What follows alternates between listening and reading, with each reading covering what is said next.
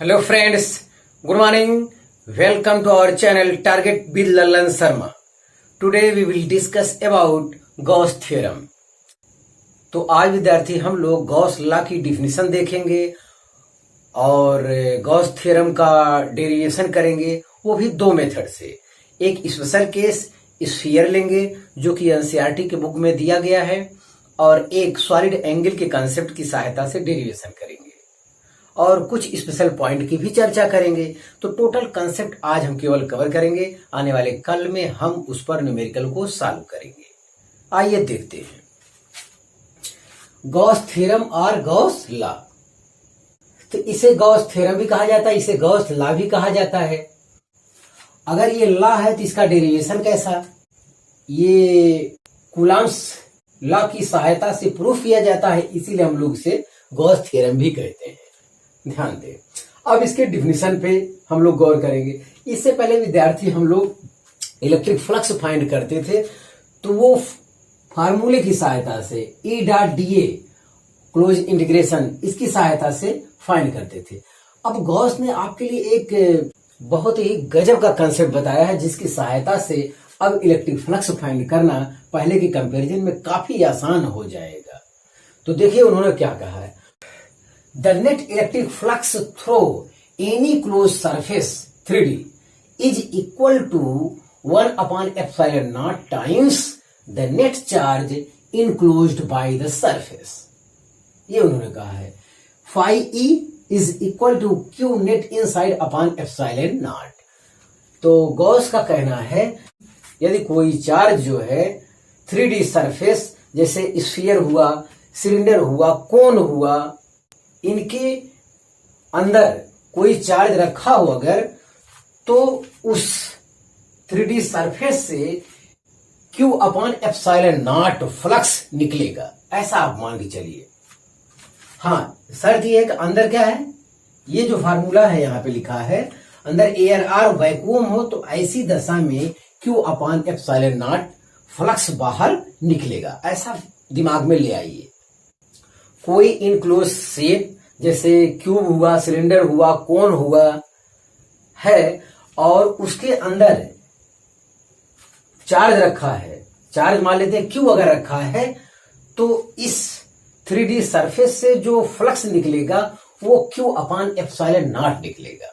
अगर Q1 Q2 minus Q3 charge है किसी 3D इनक्लोज सरफेस के अंदर, तो ऐसे केस में नेट फ्लक्स जो निकलेगा 3D से वो हो जाएगा Q1 plus Q2 minus Q3। ये नेट चार्ज हो गया इनसाइड द सरफेस। हाँ, net charge upon epsilon not, इतना फ्लक्स बाहर निकलेगा। ये गॉस ने आपको बताया है, तो बहुत गजब, बड़ा आसान बता दिया है। Q net inside upon epsilon not, तो अंदर नेट चार्ज आपको लेना विद्यार्थी। ये शेप और साइज पर डिपेंड नहीं करता है, कोई भी शेप रहे सब किसी के लिए वैलिड है। हाँ, ये और बात है कि गॉस थ्योरम या गॉस लॉ जो है सिमेट्री शेप के लिए सबसे ज्यादा यूजफुल है, और ये लागू तो हर जगह होता है। Gauss theorem is valid everywhere but useful only for symmetry.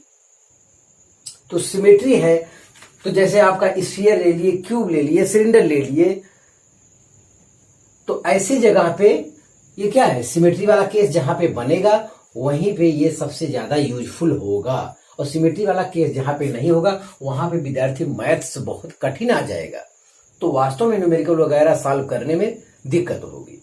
बस इतनी सी बात बताइए। यहां देख लिया जाए, where epsilon naught is permittivity of free space, this is the integral form of Gauss theorem.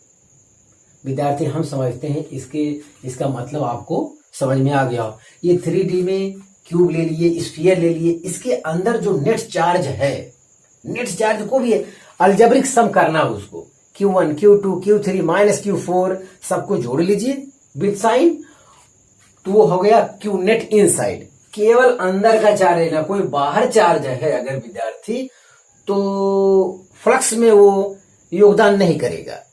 अगर कोई चार्ज बाहर है विद्यार्थी, तो उसके कारण इलेक्ट्रिक फ्लक्स में कोई योगदान नहीं होगा, लेकिन ये जो गॉसियन सरफेस है, गॉसियन सरफेस पर इलेक्ट्रिक फील्ड अंदर वाले आवेश और बाहर वाले आवेश दोनों के कारण होगा। ध्यान दें, ये गॉसियन सरफेस पे जो इलेक्ट्रिक फील्ड होगा वो अंदर वाले चार्ज और बाहर वाले चार्ज दोनों के कारण होगा। ध्यान दें, लेकिन जो इस गॉसियन सरफेस से इलेक्ट्रिक फ्लक्स गुजरेगा वो जो है केवल क्यू नेट इनसाइड के कारण गुजरेगा। ध्यान दें, तो दिमाग में आप यही रखिए कि अगर किसी इनक्लोज सरफेस के अंदर क्यू चार्ज रखा है तो उस सरफेस से जो है Q upon epsilon not flux बाहर निकलेगा। अगर ऐसा दिमाग में रखते हैं तो ये आपके लिए आसान होगा बनाए रखने के लिए। और अगर आपको थोड़ा सा कम भी समझ में आता है तो आने वाले कल में न्यूमेरिकल सॉल्व होगा, उसकी सहायता से बहुत सारे जो है कंसेप्ट क्लियर हो जाएंगे। The net electric flux through any closed surface 3D is equal to 1 upon epsilon naught times the net charge enclosed by the surface.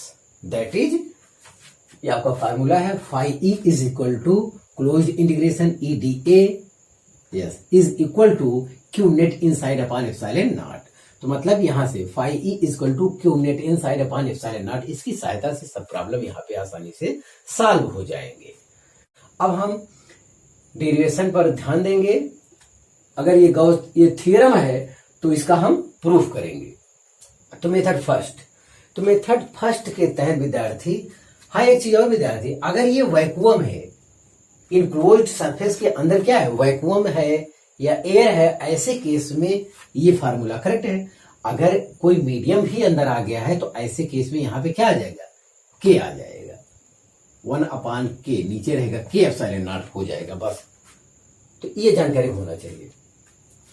हाँ, डेरिवेशन के लिए देखा विद्यार्थी, एक चार्ज क्यू ले लिए, इसके चारों ओर एक स्फीयर की कल्पना कर लेते हैं और स्फीयर 3D होता है और ये क्लोज सरफेस होता है, इसके अंदर एयर और वैक्यूम है और इसी क्लोज सरफेस को गॉसियन सरफेस भी कहा जाता है। ध्यान दें, अब इस क्लोज सरफेस पर एक छोटा सा एरिया डीए ले लेते हैं।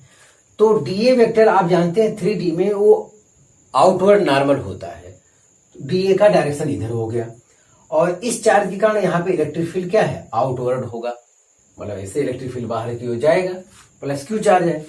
तो ये चीज चाहे जहां डीए लेंगे, हर जगह इलेक्ट्रिक फील्ड क्या है, इलेक्ट्रिक फील्ड मैग्नीट्यूड में हर जगह विद्यार्थी सेम है, क्योंकि स्फीयर ही एक स्पेशल केस है जहां पे इलेक्ट्रिक फील्ड हर जगह क्या होगा, सेम होगा। यस, हर जगह सेम होगा। देखिए, क्योंकि चार्ज से सबका डिस्टेंस सेम है, सिमेट्री का ये सबसे अच्छा एग्जाम्पल है। अब देखें तो इस एलिमेंटल एरिया से पास करने वाला फ्लक्स कितना हो जाएगा, ये छोटा, हमें तो टोटल फ्लक्स चाहिए, तो हम डेरिवेशन के लिए एक छोटा सा एलिमेंटल एरिया ले लेते हैं। अब उससे हम फाइंड करते हैं उससे कितना फ्लक्स निकलेगा। तो d phi E is equal to E vector E dot vector dA. तो ई डीए का 0, क्योंकि यहाँ पे एरिया वेक्टर और इलेक्ट्रिक फील्ड वेक्टर के बीच जो एंगल बनता है वो 0 बन रहा है और का 0 मान 1 होता है। तो मतलब d phi E is equal to आ गया ई डीए आ गया। यस, इतना फ्लक्स जो है इस एलिमेंटल एरिया से गुजरेगा। चलिए कोई बात नहीं, वी नो दैट, हम जानते हैं कि E equal to 1/4πε0 into q upon r square.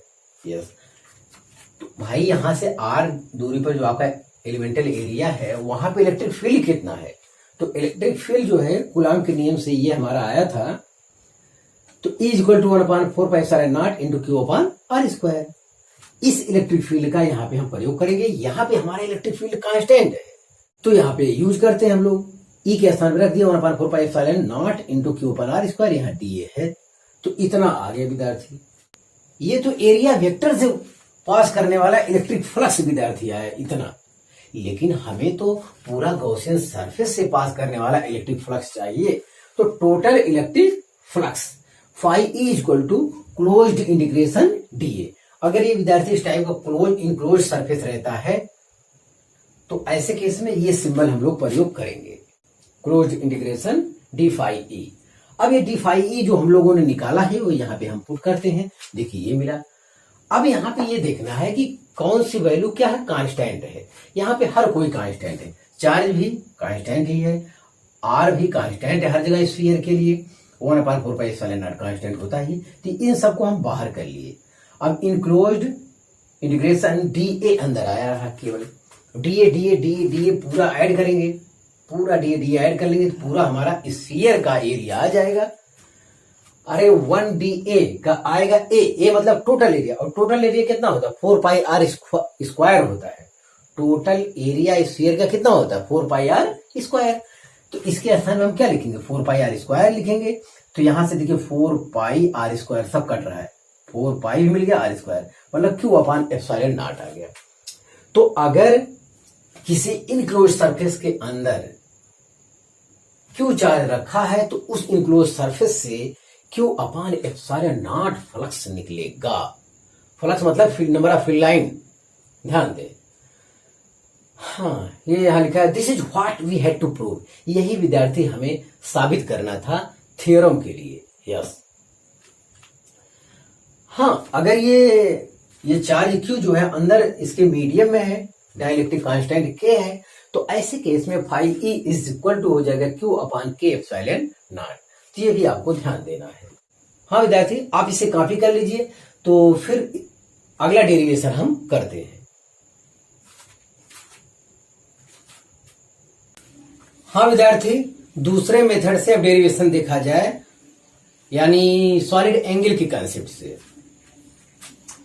तो यहां भी विद्यार्थी, यहां भी कोई इनक्लोज्ड सरफेस है 3D में, और उसके भीतर +Q चार्ज रखा है। तो यहां से r डिस्टेंस पर एक एलिमेंटल एरिया ले लेते हैं, और इसका डायरेक्शन ये है, और इलेक्ट्रिक फील्ड का डायरेक्शन ये है, और इलेक्ट्रिक फील्ड और एरिया वेक्टर के बीच जो एंगल बन रहा है, स्मॉल एंगल, वो थीटा बन रहा है। तो अब इस एलिमेंटल एरिया से पास करने वाला जो फ्लक्स होगा, d phi E is equal to vector E dot vector d A, या E d A cos theta, where theta is the small angle between dA vector and E vector. बार बार मैं कह रहा हूं ये स्मॉल एंगल होता है, एक एंगल बाहर वाला भी बनता है लेकिन ये बड़ा होता है, तो दो वेक्टर के बीच ये एंगल नहीं लिया जाता, ध्यान दें। इतना आया विद्यार्थी। अब हम लोग जानते हैं कि अगर यहाँ पे एरिया वेक्टर ले लिया गया है तो यहाँ पे इलेक्ट्रिक फील्ड कितना होगा। अब इलेक्ट्रिक फील्ड यहाँ पे हर जगह देखिए, हर जगह अलग अलग हो रहा है। ये वेरिएबल वाला केस हो गया विद्यार्थी। केवल एक स्पेशल के स्थान पे यहाँ पे E की वैल्यू ये है, हर जगह R की वैल्यू अलग अलग होगी सरफेस पे, और हर जगह इलेक्ट्रिक फील्ड भी अलग अलग होगा। तो ये वेरिएबल वाला केस है। इस पर न्यूमेरिकल सॉल्व करना बहुत कॉम्प्लिकेटेड है, मतलब यूजफुल नहीं है गॉस थ्योरम लगाना। हाँ, बट किसी भी शेप के लिए वैलिड है 3D में, तो उसके लिए हम डेरिवेशन कर रहे हैं। हाँ, तो अब हम इलेक्ट्रिक फील्ड इस पॉइंट पर फाइंड कर लेते हैं। तो r डिस्टेंस पर इलेक्ट्रिक फील्ड हम लोग फार्मूला जानते हैं, 1/4πε0 Q/r² होता है। अब यही इलेक्ट्रिक फील्ड की वैल्यू यहाँ पे पुट कर देते हैं। यस, तो एलिमेंटल एरिया से पास करने वाला जो फ्लक्स होगा d phi E is equal to 1/4πε0 into Q/r², यहाँ डी ए कास थीटा। ये डी ए कास थीटा पहले से है तो है। अब इसे हम थोड़ा सा और सफाई से लिख लेते हैं। Q/4πε0 को बाहर ले लेते हैं, इन ब्रैकेट जो हम रखते हैं d A cos theta upon r² को रखते हैं। क्यों रखते हैं? क्योंकि इससे पहले विद्यार्थी हम लोग सॉलिड एंगल का कॉन्सेप्ट पढ़ चुके हैं। वहां हम आपको बताए थे कि डी ओमेगा के स्थान पे आप जो प्रयोग करेंगे d A cos theta upon r² प्रयोग करेंगे। ये जनरल केस है, कहीं भी ये आ जाए d A cos theta upon r², तो उसके स्थान क्या रखेंगे डी ओमेगा, और इसका टोटल सॉलिड एंगल 4π रेडियन के इक्वल होता है, ये भी बताए थे। तो इसके स्थान पर विद्यार्थी हम रख दिए क्या, डी ओमेगा। ये तो एलिमेंटल एरिया से पास करने वाला इलेक्ट्रिक फ्लक्स विद्यार्थी आ गया। हम तो टोटल इंक्लोज सरफेस से पास करने वाला फ्लक्स चाहते हैं, तो यहां कहेंगे total flux going outward through the entire surface A is तो टोटल फ्लक्स के लिए विद्यार्थी तो इसका क्या करना होगा, इंटीग्रेशन करना होगा, closed integration d phi E. अब ये वैल्यू को पुट करते जो हम लोग निकाले हैं इतना आया, तो क्यू अपान 4πε0 विद्यार्थी हमारे लिए कांस्टेंट है, यहाँ पे बाहर कर लिए। इनक्लोज्ड इंटीग्रेशन डी ओमेगा आया, डी ओमेगा का ओमेगा होगा टोटल सॉलिड एंगल, और टोटल सॉलिड एंगल जो है ये भी शेप और साइज पर डिपेंड नहीं करता विद्यार्थी, ये हमेशा जो है 4π स्टेरेडियन के इक्वल होता है। ये किसी भी शेप में आप बनाइए, स्फीयर रहेगा तभी वही आएगा, और ये इस टाइप का शेप है तब भी वही आएगा, 4π स्टेरेडियन। 4π स्टेरेडियन देखिए कैंसिल हो गया, आपका फिर जो है आंसर वही आ गया जो इससे पहले स्फीयर के लिए आया था। एक चीज और विद्यार्थी, जैसे इससे पहले क्या है, स्फीयर हमने लिया, स्फीयर का रेडियस r था, r का 2 टाइम्स कर दे, 3 टाइम्स कर दे, 4 टाइम्स कर दे, तो हमारे इलेक्ट्रिक फ्लक्स पर कोई इफेक्ट नहीं पड़ने वाला है। जैसे स्फीयर आपने वहां पे लिया था और अब रेडियस को क्या कर दिया, 2 टाइम्स कर दिया, तो अगर मान लेते 4 फील्ड लाइन पास कर रही थी तो अभी फील्ड लाइन उतना ही तो पास करेंगी, चाहे रेडियस 2 गुना करिए, 3 टाइम्स करिए, 4 टाइम्स करिए। बहरहाल आगे और कॉन्सेप्ट सब बताया जाएगा, लेकिन हर बात हम साथ लेकर चलना चाहते हैं। तो विद्यार्थी हमारा यहाँ डेरिवेशन कंप्लीट हुआ। ये तो एक पॉजिटिव चार्ज क्यू की बात हो रही थी। If there are several charges Q1, Q2, Q3, -Q4, -Q5 etc. inside the closed surface, then net electric flux, ऐसे केस में क्या होगा, तो वही Q net inside upon epsilon not होता है, Q net inside upon epsilon not. तो Q net इतना है, अब भाई सबको अलजेब्रिक सम करना होगा ना, जिस साइन सबको ऐड करना होगा, तो Q net upon epsilon naught है, ये आएगा। तो इसके स्थान पे सिग्मा Q लिखें, where sigma Q is algebraic sum of all the enclosed charges. Yes, तो कई चार्ज रहेंगे तो इस टाइप से यहां पे रखा जाएगा। हाँ विद्यार्थी, एक कॉन्सेप्ट और हम बताते चल रहे हैं, अगर इन क्लोज सरफेस के अंदर मान लेते हैं कोई इलेक्ट्रिक डाइपोल रख दे, तब इसका इलेक्ट्रिक डाइपोल रख दिया जाए किसी इनक्लोज सरफेस के अंदर जो 3D में है, वो तब ऐसे दशा में इलेक्ट्रिक फ्लक्स कितना होगा, तो इलेक्ट्रिक फ्लक्स 0 होगा विद्यार्थी। 0 इसलिए होगा क्योंकि नेट चार्ज चाहिए, जितना पॉजिटिव चार्ज है उतना निगेटिव चार्ज है, ऐड करेंगे तो 0 हो जाएगा। तो इसलिए चाहे एक इलेक्ट्रिक डाइपोल इनक्लोज सरफेस के अंदर रखा जाए, चाहे 10 रखा जाए, चाहे n रखा जाए, चाहे इनफाइनाइट रखा जाए, चाहे जितना स्फीयर के अंदर या किसी इनक्लोज्ड सरफेस के अंदर अगर आप इलेक्ट्रिक डाइपोल को रखते हैं, चाहे जितनी संख्या में रखते हैं, भगवान कसम इलेक्ट्रिक फ्लक्स हमेशा 0 आएगा।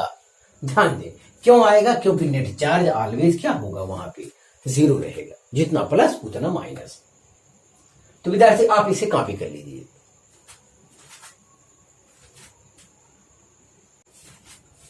हाँ विद्यार्थी, आगे गॉस थ्योरम से रिलेटेड इंपॉर्टेंट पॉइंट्स को देखा जाए।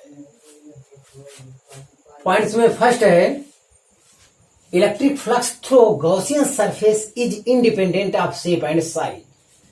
तो आपको बताया गया है कि इलेक्ट्रिक फ्लक्स जो है शेप एंड साइज पर डिपेंड नहीं करता है गॉस थ्योरम में। ध्यान दें, जैसे पहला ये है 3D शेप है कोई भी, उसके अंदर क्यू चार्ज रखा है, और दूसरे में एक स्फीयर है, इसके अंदर क्यू चार्ज रखा है, तीसरे में एक सिलेंडर है, इसके अंदर क्यू चार्ज रखा गया है, चौथे में क्यूब है, इसके अंदर क्यू चार्ज रखा गया। इन सब का एक ही आंसर विद्यार्थी, जो टोटल फ्लक्स इनसे होकर गुजरेगा वो क्यू अपान एप्सिलॉन नॉट ही होगा। सबका आंसर एक है। तो आप देख सकते हैं कि ये शेप एंड साइज पर डिपेंड नहीं करता।